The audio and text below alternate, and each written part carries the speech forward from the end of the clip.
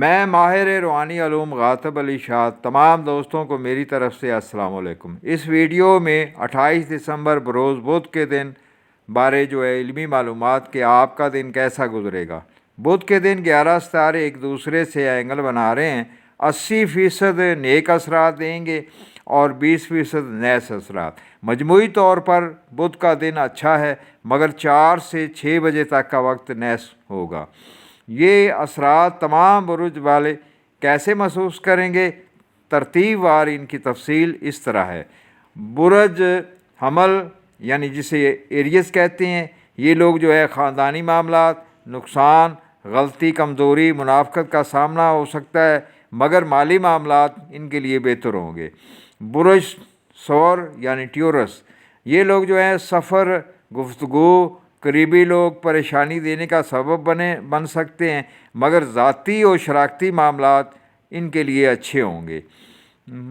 برج جوزا یعنی جمنئی، یہ لوگ جو ہے مخالفین سے ہوشیار رہنے کی ان کو ضرورت ہے، مالی نقصان اور پریشانی ملنے کا امکان ہے، کام میں قدرتی مدد ملنے کا بھی امکان ہے۔ برج سرطان یعنی کینسر، ان کے لیے مد مقابل شراکت دار میاں بیوی میں جھگڑا کا امکان پیدا ہو سکتا ہے۔ غلطی کرنے سے، غفلت کرنے سے گریز کریں، اور سفر، دوستی، محبت کے معاملات جو ہے انہیں خوشی دیں گے۔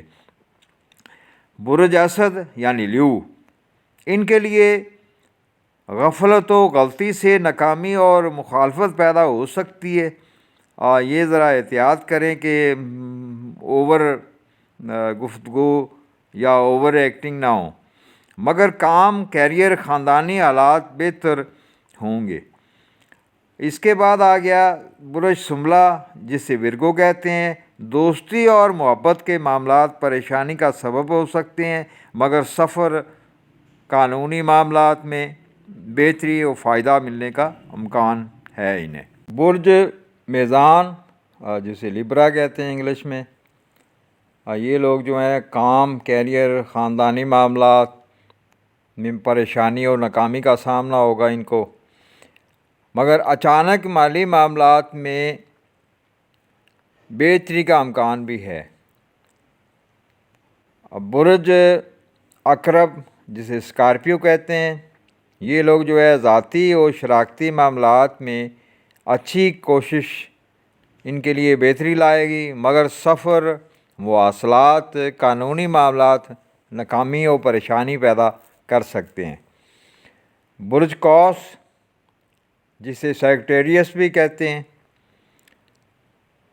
ان لوگوں کے لیے قریبی لوگوں سے مخالفت ختم کرنے کا دن ہے، مگر مالی معاملات کمزوری، نقصان، ناراضگی کا سبب بھی ہو سکتے ہیں۔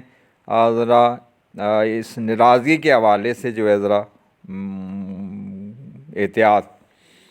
اس کے بعد جو ہے برج جدی جسے کیپریکون کہتے ہیں، ان کے لیے شراکت داروں کے مد مقابل لوگوں سے بگاڑ پیدا ہو سکتی ہے۔ یہ لوگ انہیں احتیاط کی ضرورت ہے، دوستی اور محبت کے معاملات میں درست گزرے گا۔ برج دلو یعنی ایکویریوس، یہ لوگ جو ہیں سفر اور مالی معاملات، کام و کیریئر، خاندانی معاملات اچھے گزریں گے، مگر مخالفت، دشمنی، منافقت پریشانی کا سبب بنے گی۔ برج حوت یعنی پائسس، یہ لوگ جو ہے ذاتی پلان مطابق سفر، قریبی افراد سے ڈیلنگ ان کے لیے فائدہ مند رہے گی، مگر امیدوں میں ناکامی کی وجہ سے عزیز رشتوں سے تعلقات خراب ہونے کا امکان ہے۔